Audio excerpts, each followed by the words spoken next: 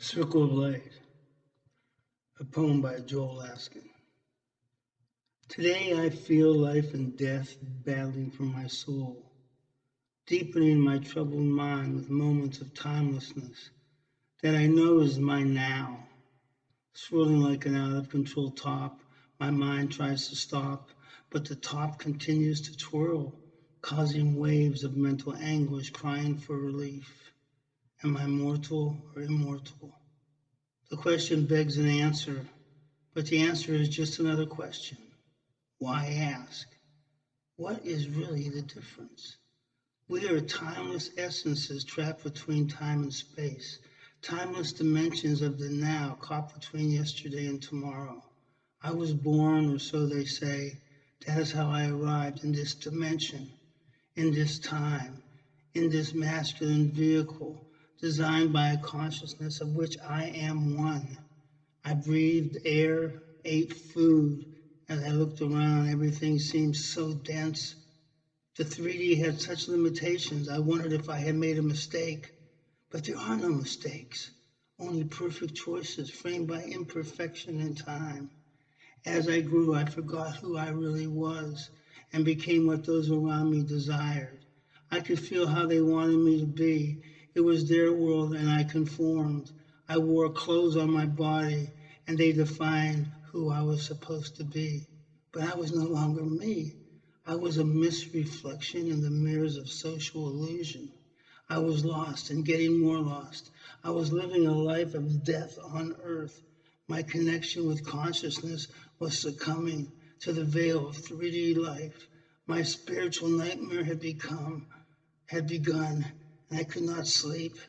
I had to walk through their illusions, always asking why, and always being told because. Because means nothing, but it became the answer to everything.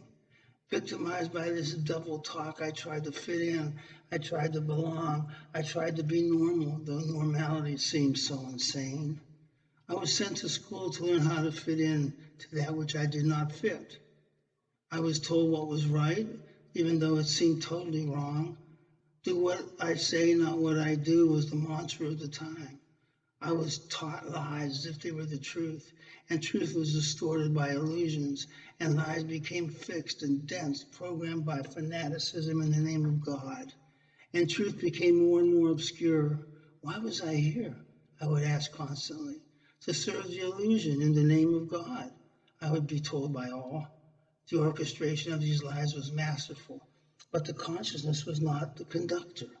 The creator had given up control and the band played on, sometimes out of key, but often out of time, and almost always under the illusion of a greedy, disconnected God.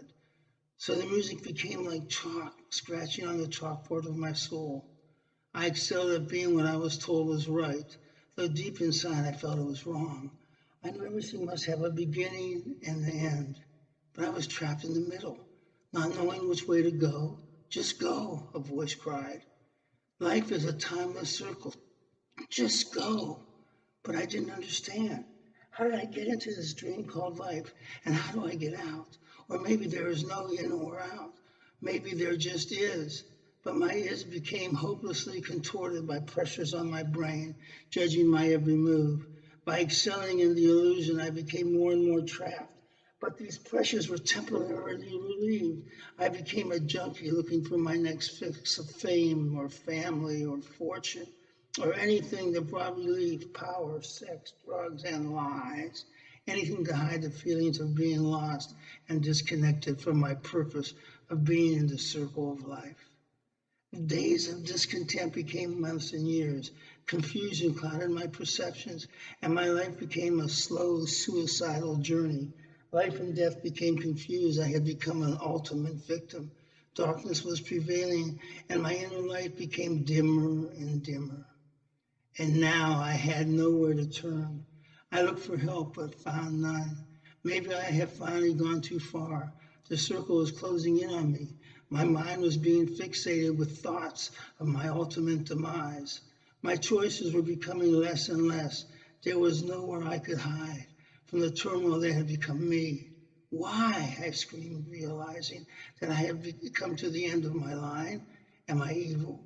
Am I a bad person, deserving of being engulfed by such darkness? I look at my circle of life, now looking more like a lunar eclipse, blocking my soul. I desperately search for my light, but all I can see is a shadow of my imperfection. I'm losing my hold. My connection to consciousness is slipping away, strangled by my darkness, created by my anger and fears that I have allowed to take over my being by judging myself and others in an attempt to make sense of my place in the now. Darkness prevails as my fears of moving forward cause me to retreat further and further into the oblivion of my life. But I cannot accept this catatonia. It is not who I am. It's just who I have become. So I looked deeply into my darkness, searching for a speck of my light, a speck of me surrounded by the darkness of the anti-me. I realized that the darkness is also me. It defines my light or my absence of light, but I'm frightened by that part of me. But why? It's still me, and I can be transformed. I need to embrace that part of me that I fear the most. I need to love that part of me that causes me sleepless nights. I need to see that part of me without the blinders of the past. So with open eyes, I can jump into this ocean of fear, praying for just one more chance to find my light. Swimming through my darkness makes me sad. I see all the opportunities I squandered due to my fear and angst. Around and around I swim. My circle of life has become a circle of darkness. I am hopelessly lost, so I stop, expecting to sink to the bottom and drown. But the darkness is me, and in me I can only be. I am safe in my darkness as long as I am searching for my light. One defines the other, and they both are me. Suddenly my churning darkness calms, and I feel a tiny island of light calling to my heart, and this connection pulls me through my darkness. But as I swim towards my light, my dark ocean swells, hiding the light. I still have fears that I am alone, and again fooling myself with false hopes. I seem totally lost, wondering whether this connection is only a figment of my frightened imagination. But I can't give up. There's nowhere to retreat. I either find my light or die in my darkness. Empowered by this thought, I open my inner eyes, which allows me to pierce my veil, exposing my higher self. I finally see my purpose. Slowly, the light becomes the information necessary to expose the ignorance and denial of my darkness. Now my light is defining my darkness. I can feel a balance of dark and light teetering deep within my soul, and it is good because I am finally me, and being me is what allows me to be. Part 2. Now what? I am me, but me can be better. I want to find my true power. I want to find that creative source.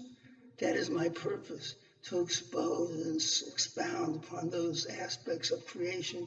I want to move past my thoughts that are framed by the future and the past, move into the now.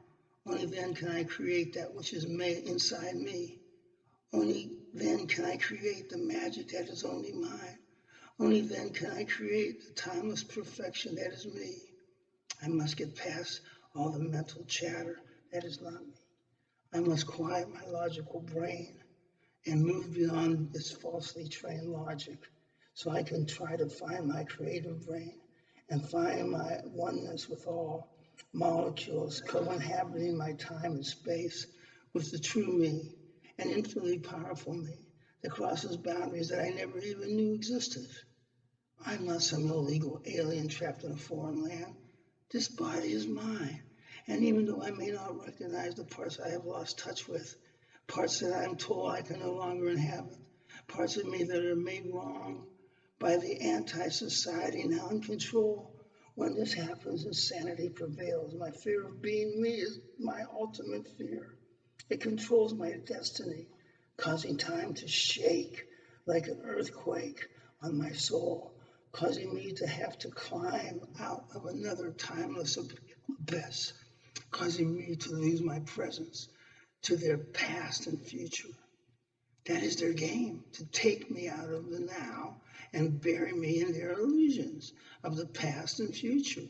None of it is real, only fantasies to keep me embedded in their greedy game.